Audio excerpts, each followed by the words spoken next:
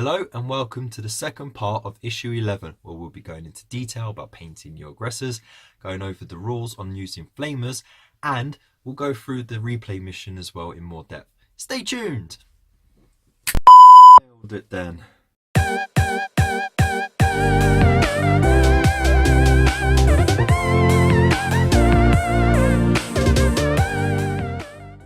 Okay, so welcome to the painting section. First of all, just want to go over this little bit in the book. So here they've clearly made a mistake. They listed Bogman's Globe, but there's no flesh to paint. Also, they haven't listed Lead Belcher, but it's in the instructions on how to paint.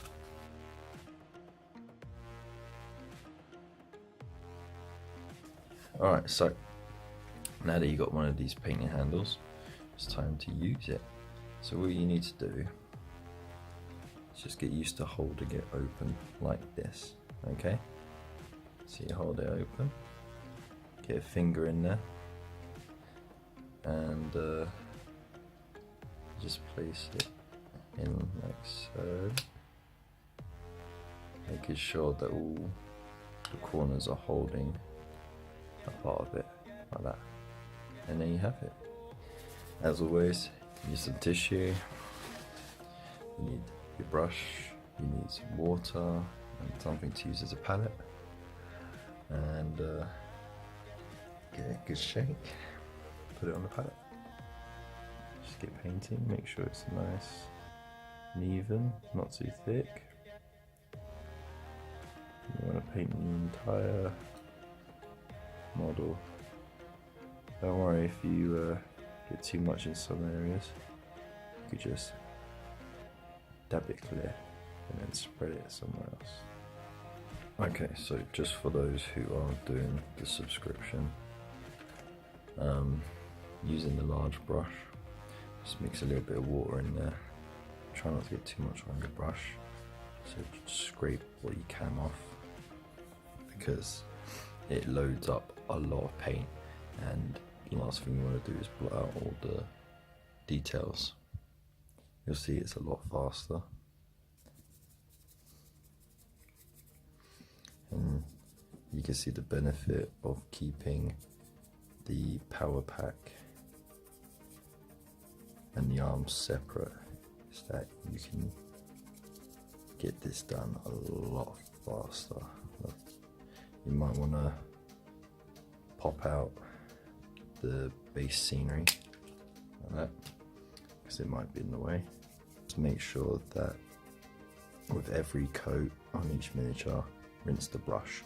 That way you don't stain it with the paint and it doesn't get frayed and damaged, because you want to be able to keep it nice and smooth for when you use it later on. Look at that, nice, even base coat, boom, in no time at all. Okay, so once you've done your even coats of the correct blue and you're happy with the coverage, you then want to start working on all the areas that need to be blocked out with Abaddon Black. So the grill bits in between the armor, the pipes as well. What I've done though is I've used Abaddon Black as a base coat for the Lead Belcher, so that's why I've chosen to do Abaddon Black before the Lead Belcher, and then that way it'll give a nice deeper bit of shading. So do what feels good to you. As you can see, I also did the eye lenses as well, and bits and pieces on the back as well. So remember, it's always helpful to forward plan how you're going to paint it in the future. Okay, so the next part is to do the Lead Belcher on the black areas. So the piping, for example, the piping on the arms as well. Be careful not to get it on those cables. The flamer parts as well. If you're painting parts of the power pack like I am, then just do the exhaust fans, that bit, around the edges of these ammo drums, and then, you know, because you're going to do retributor in the middle bit, so you won't really need to do lead belcher on that, unless you want a brighter finish to the retributor, which is what I'm going for. So I am literally going to paint over the entire thing just so I get that lighter tone. Okay, so once you've done the lead belcher parts, you then move on to the retributor gold. So you want to do the Aquila, the reliquary, that's down there, some of the trinkets as well, and you want to do the grill of the flamers here. So doing something like that. The rims of the arms. Now you will notice that it comes out thin, as metallics do, so just remember, do a nice thin even coverage and wait for it to dry properly before applying a second or third coat. Okay, so once you've neatened up your models and you finish with all the gold areas and the silver areas, you then want to do your shades. So you want to put your known oil over all the silver bits and the Aggressors shade over all of the golden areas. Make sure you do put it on the palette so that you get more control over it, and make sure you close the part so you don't spill it, and you just apply the known oil liberally all over the silver areas. Get a nice deep shaded effect.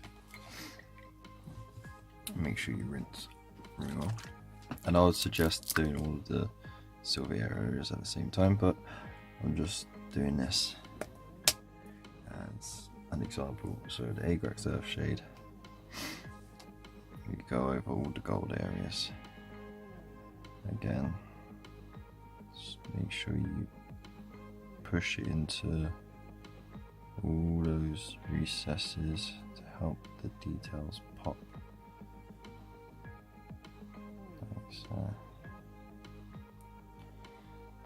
Right, or this would work better.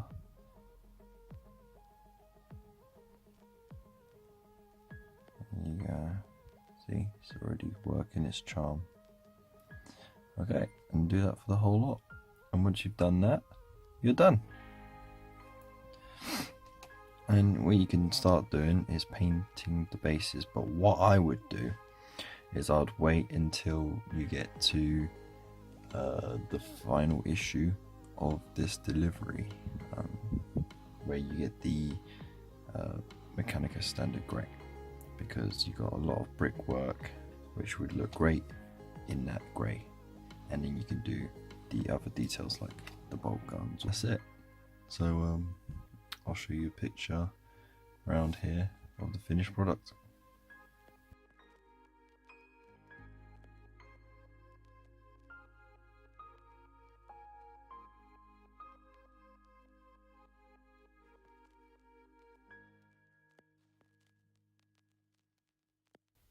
So welcome to the tutorial mission, where we are going to learn how to use flamers.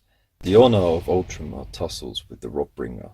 Death Guard forces continue to assault the Ultramarines vessel.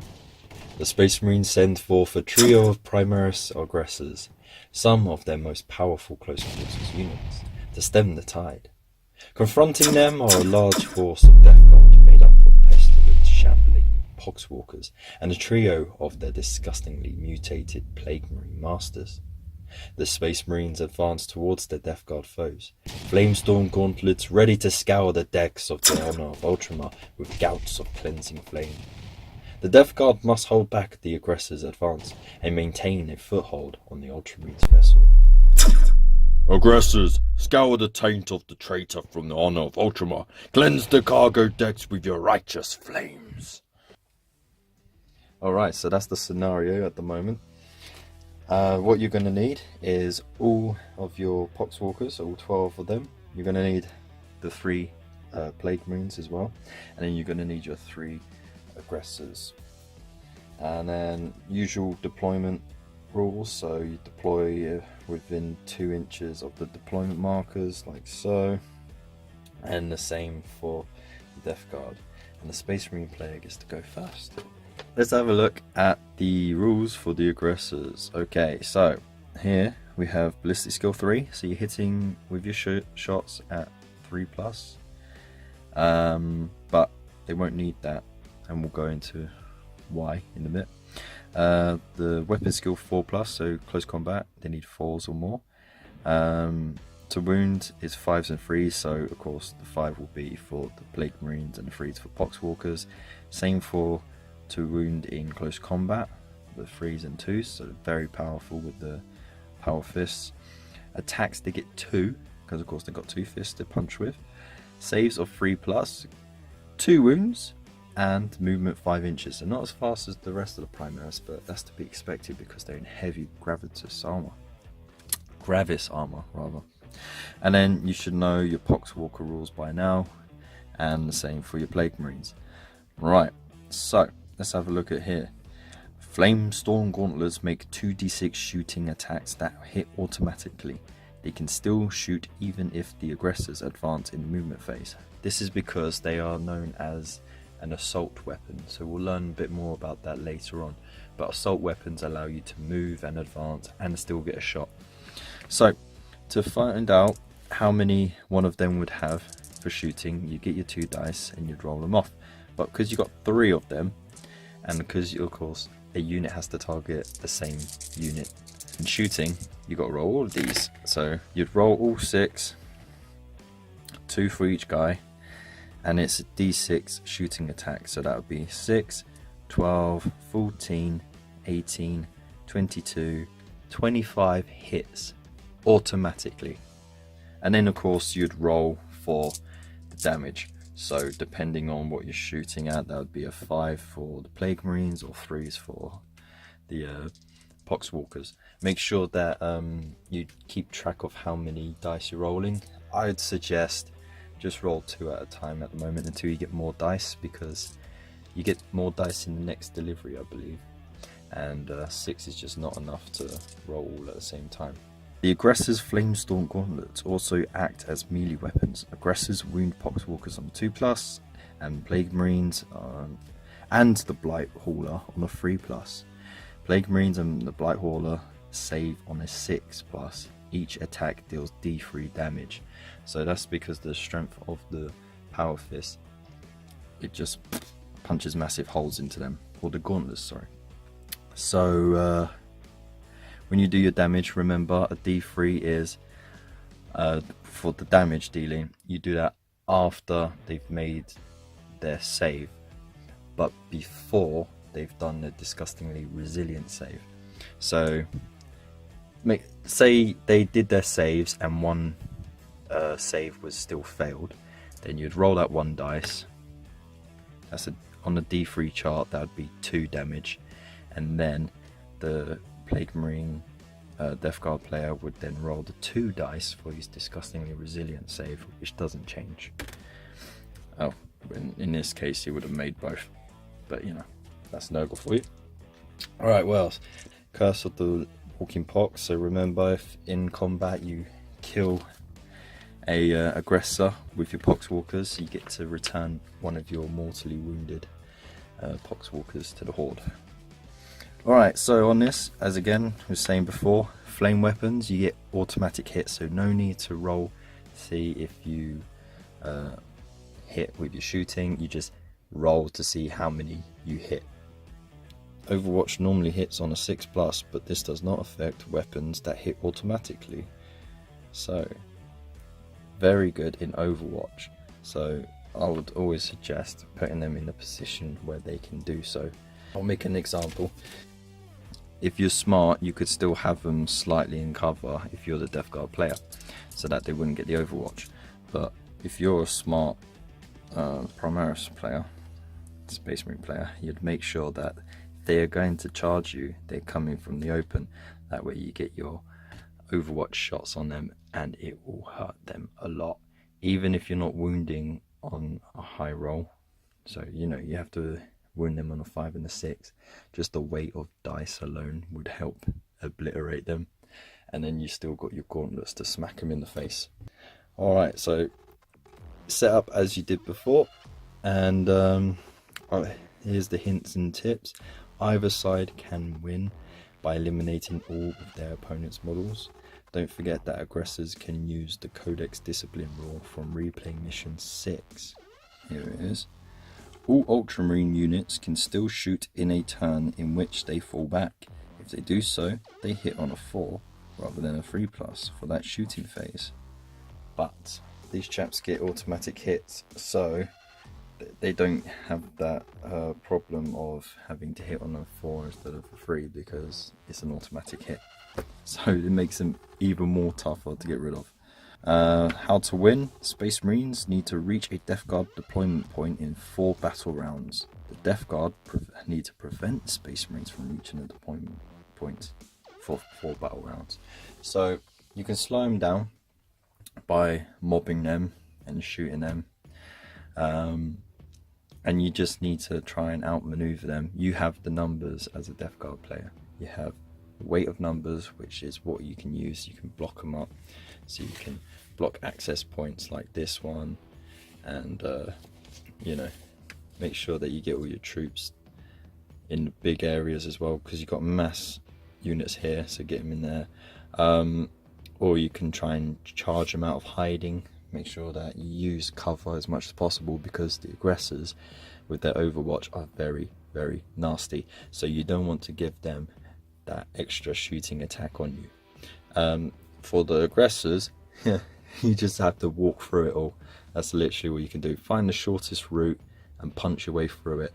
You're moving 5 inches, so make sure you make the most of advancing, as you do have the flamers. So if you make the most of it, you could move, if you roll right, you could move 11 inches with your advancing, and that will take you straight out of the deployment and halfway across the board. So well worth thinking about that. We have the extra rules. So plasma gun. A shot from a plasma gun deals 2 damage. Plasma guns can fire twice at 18 inches. Wound aggressors on a 3+ and other Space Marines on a 2+, and enemies save on a 6+. Plasma guns explode and remove the shooter from play if there are any to hit rolls of a 1. So make sure that you are rolling higher than a 1. Blight launcher deals 2 damage. It wounds on a roll of 3+, can make 2 shots in the shooting phase, and Space Marines must roll a 5+ to succeed with their saving throw. So your Plague Marines have got a lot to hit with. And then if you decide to have a Blight Hauler in the game with the aggressors, then if the target is within 12 inches of your multi-melter, roll 2 dice when rolling damage and discard the lowest score. For example, if you score a 5 and a 2, deal 5 damage, not the 2 damage.